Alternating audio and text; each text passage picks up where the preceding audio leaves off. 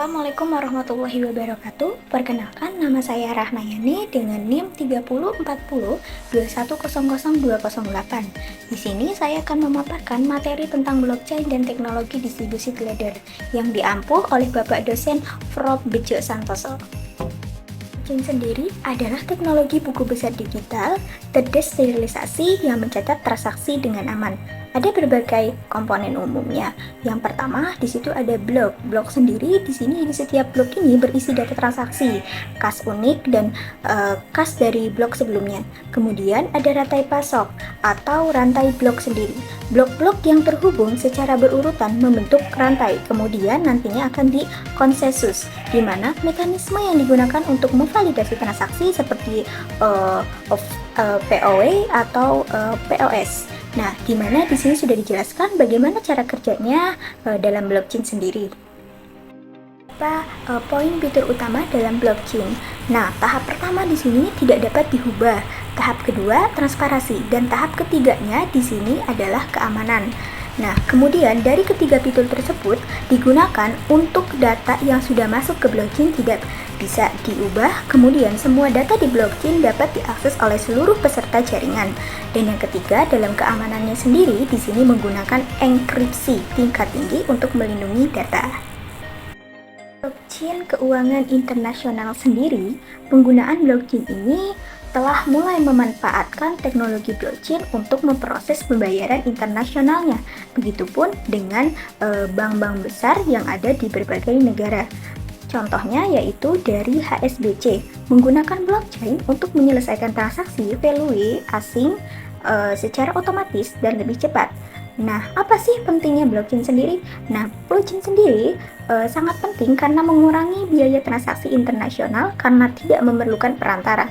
Kemudian juga bisa mempercepat pengiriman uang antar negara yang biasanya lambat dan memberikan keamanan dan transparansi untuk transaksi lintas negara. Nah, sudah terjawab kan bagaimana pentingnya blockchain di berbagai negara? Dan kasusnya sendiri yaitu contohnya dari RippleNet, di sini menghubungkan bank untuk transfer uang lintas negara dengan cepat. Karena di sini menghubungkan bank dan lintas institusi keuangan untuk memproses pembayaran internasional secara cepat, aman, dan hemat biaya.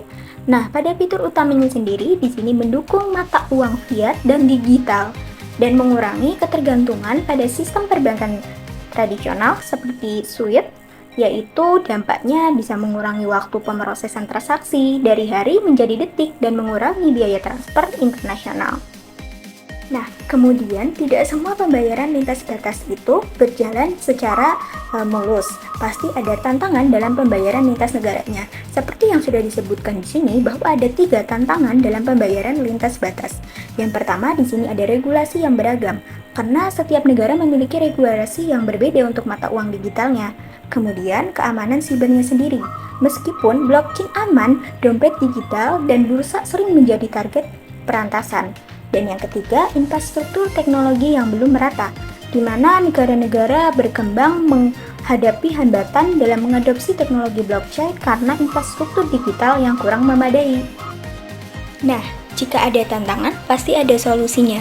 Nah, begitupun dengan blockchain. Blockchain sudah menyiapkan solusi tantangan pembayaran internasionalnya. Ada beberapa poin, yaitu bisa karena harmonisasi regulasi internasional melalui kolaborasi antara pemerintah. Itu bisa menjadi solusi tantangan pembayaran internasional. Kemudian bisa juga pengembangan protokol keamanan berbasis AI untuk mendeteksi ancaman.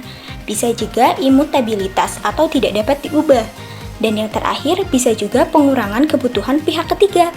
Nah, semua itu bisa menjadi solusi tantangan pembayaran internasional. Kemudian dalam blockchain sendiri, ada yang tahu apa itu kontak pintar? Nah, kontak pintar itu adalah program yang berjalan di blockchain untuk mengeksekusi perjanjian otomatis. Fitur utamanya ada otomatisasi proses. Nah, otomatisasi proses adalah kontak pintar otomatis menjalankan perjanjian tanpa perlu intervensi manual ketika kondisi terpenuhi. Kemudian ada juga decentralized. Nah, decentralized ini beroperasi di jaringan blockchain yang tersebar, sehingga tidak tergantung pada satu server pusat. Kemudian ada keamanan tinggi. Keamanan tinggi ini data transaksi dan aturan kontrak dienkripsi dan tidak dapat diubah setelah dicatat di blockchain sendiri. Dan yang terakhir tentunya ada transparansi karena semua pihak yang berpartisipasi dalam melihat ketentuan dan status kontak secara real time.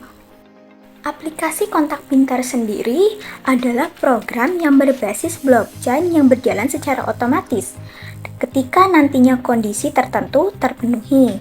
Nah, mereka ini memungkinkan transaksi yang aman, transparan, dan tanpa perantara.